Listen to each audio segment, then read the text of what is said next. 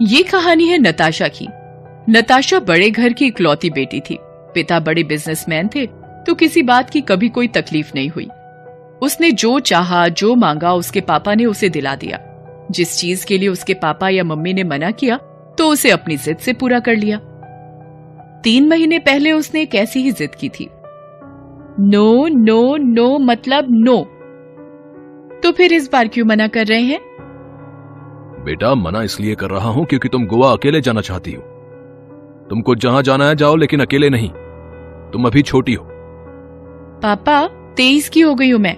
कब तक आपके लिए छोटी रहूंगी? ठीक है, आप लोग मुझे नहीं जाने देना चाहते तो ये सही, लेकिन आप लोग भी कान खोलकर सुन लीजिए। आज के बाद मैं कहीं नहीं जाऊंगी। कहीं नहीं, कहीं नहीं, कहीं नहीं। सारा दिन अपने कमरे में ही बंद रहूंगी। आखिरकार नताशा की जिद की जीत हुई। वो अकेले ही गोवा घूमने चली गई। गोवा के समंदर किनारे ही पहली बार उसकी मुलाकात ध्रुव से हुई थी। दोनों एक ही दुकान पर नारियल पानी पी रहे थे। ध्रुव एक मिडिल क्लास फैमिली का लड़का था और एक मार्केटिंग कंपनी में काम करता था। पहली ही नजर में नताशा को ध्रुव से प्यार हो गया। गोवा में ही उन दोनों ने साथ जीने मरने की कस्में भी खा ली। इस बार नताशा जब गोवा से अपने घर लौटी तो एक नई जिद लेकर, और वो जिद थी ध्रुव से शादी की। ध्रुव अच्छे घर का लड़का था। नताशा के माता पिता को पसंद भी था, लेकिन दोनों फैमिली के स्टेटस में जमीन आसमान का फर्क था। फिर भी नताशा की जिद के आगे दोनों झुक गए और उसकी शादी ध्रुव से हो गई। शुरू में तो सब ठीक ठाक रहा, लेकिन 1-2 महीने बाद ही नताशा को इस घर में दिक्कत होने लगी। क्या हुआ नताशा? नींद नहीं आ रही है क्या? आएगी भी कैसे? इतनी गर्मी है और तुम्हारा पंखा मरियल जैसा चल रहा है। अरे वोल्टेज डाउन होगा, थोड़ी देर में ठीक हो जाएगा। अजीब वोल्टेज है। जब से घर में शादी करके आई हूं तभी से डाउन है। सुनो ध्रुव, मुझे इस तरह गर्मी में सोने की आदत नहीं है। मालूम है नताशा, लेकिन क्या करूं? तुम्हें 10 बार तो बोल चुकी हूं मेरे कमरे में एसी लगवा दो, लेकिन तुम एक कान से सुनकर दूसरे कान से निकाल देते हो। अच्छा, बाबूजी से बात करता हूं। तुम्हारे बाबूजी कोई इलेक्ट्रीशियन है जो उनसे बात करोगे? मुझे कल के कल इस घर में एसी चाहिए, नहीं तो तुम देखना मैं क्या करती हूं। ध्रुव का संयुक्त परिवार था। उसमें उसके रिटायर्ड पापा, उसकी मम्मी, उसके बड़े भाई की बीवी संगीता और उसकी 7 साल की बेटी गुड्डी थे। ध्रुव के बड़े भाई का एक रोड एक्सीडेंट में 2 साल पहले ही देहांत हो चुका था। कुल मिलाकर उस घर में कमाने वाला सिर्फ ध्रुव ही था। घर का खर्च बंधा बंधाया था।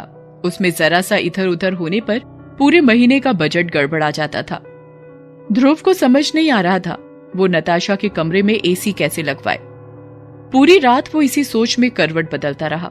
अगले दिन सुबह के करीब 9:30 बजे ध्रुव के मम्मी पापा और ध्रुव डाइनिंग टेबल पर बैठकर नाश्ता कर रहे हैं। ध्रुव की भाभी संगीता उन्हें नाश्ता परोस रही है। एक पराठा और ले लीजिए ध्रुव। अरे नहीं भाभी माँ, पेट बिल्कुल भर गया है। ज्यादा खाऊंगा तो ऑफिस में नींद आ जाएगी। आपको दूं बाबूजी पराठा? बाबूजी कुछ जवाब देते उसके पहले नताशा वहां आई और डाइनिंग टेबल पर बैठ गई।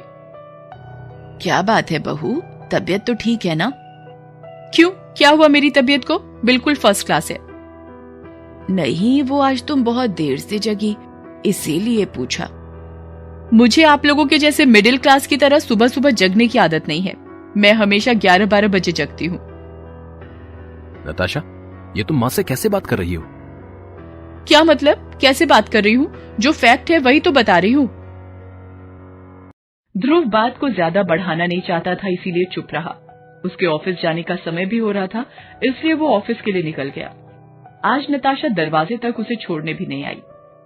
नहीं तो अमूमन वो ध्रुव को दरवाजे तक छोड़ने आती, उसे बाय कहती, तभी वो ऑफिस जाता। उसी दिन दोपहर में। अरे नताशा, जरा सा एक काम कर दोगी? कैसा काम? सुनो ना, गुड्डी के स्कूल बस का समय हो गया है, मैं उसे जाकर ले आती हूँ। तुम जरा 2 सीटी के बाद कुकर बंद कर दोगी? आपका दिमाग खराब है क्या? मैं आपकी नौकर हूँ क्या? मैं अपने घर में 1 गिलास पानी लेकर भी नहीं पीती थी। 5-5 नौकर लगे रहते थे मेरे आगे पीछे। आप मुझसे कह रही हैं कुकर बंद करने? आपको होगी इस तरह नौकरों की तरह काम करने की आदत, मेरी नहीं। अरे तुम तो गुस्सा हो गई, मैं ही कर दूंगी बंद। करिए नहीं करिए उससे मुझसे कोई मतलब नहीं है। लेकिन आज के बाद मुझे इस तरह से कुछ करने के लिए कहा तो ठीक नहीं होगा। घमंड में चूर नताशा किसी को कुछ नहीं समझती थी। जिस भाभी माँ को ध्रुव इतना सम्मान देता था, उसी भाभी माँ यानी संगीता को उसने खूब खरी खोटी सुनाई। वो बेचारी भी चुपचाप सुनती रही। उसी रात जब ध्रुव और नताशा सोने की तैयारी कर रहे थे तभी, ध्रुव, एसी का क्या हुआ? नताशा, समझा करो, अभी हाथ बहुत तंग है, तुम कुछ दिन इंतजार कर लो। लेकिन नताशा उस दिन कुछ और ही मूड में थी। ध्रुव ने जैसे ही कुछ दिन और इंतजार की बात कही, वो झूठ मूठ का जोर जोर से चिल्लाकर रोने लगी। उसके रोने की आवाज सुनकर सभी लोग उसके कमरे में आ गए। क्या बात है ध्रुव, बहू क्यों रो रही है? अरे कुछ नहीं बाबूजी। क्या कुछ नहीं? क्या कुछ नहीं? मेरा जीवन नरक बनाकर रख दिया है तुम लोगों ने। अरे बहू, ऐसा क्या हो गया? तुम क्यों ऐसी बातें बोल रही हो? देखिए माँ जी, मुझे आप जैसे मिडिल क्लास लोगों की तरह इतनी गर्मी में सोने की आदत नहीं है। मैंने ध्रुव को अपने कमरे में एसी लगवाने को कहा, लेकिन ये हर दिन टाल रहा है। कभी कहता है लास्ट मंथ है, कभी कहता है बजट बिगड़ जाएगा, कभी कहता है बाबूजी से पूछूंगा। देखो बहू, तुम बिल्कुल सही कह रही हो। हम मिडिल क्लास लोग हैं, हमारी इनकम बंधी हुई है, इसलिए हमें सोच समझकर खर्च करना होता है। देखिए बाबूजी, मुझे क्या पता था कि मैं कंगालों के घर ब्याह कर जा रही हूँ। आप लोग की हैसियत नहीं है तो मैं अपने पापा को बोलने जा रही हूँ एसी के लिए। अरे बेटा, ऐसा मत करना। मैं अपने पीएफ से पैसे निकलवा कर तुम्हारे लिए एसी लगवा देता हूँ। लेकिन नताशा ने किसी की नहीं सुनी और सभी के सामने अपने पापा को फोन कर दिया। अगले ही दिन उसके कमरे में एसी लग गया। अब तो उसे जिस भी चीज की जरूरत होती वो अपने पापा को कह देती। ध्रुव को बहुत बुरा लगता, लेकिन वो जानता था कि वो किसी बात के लिए उसे रोकेगा तो घर में फिर कलेश बढ़ेगा।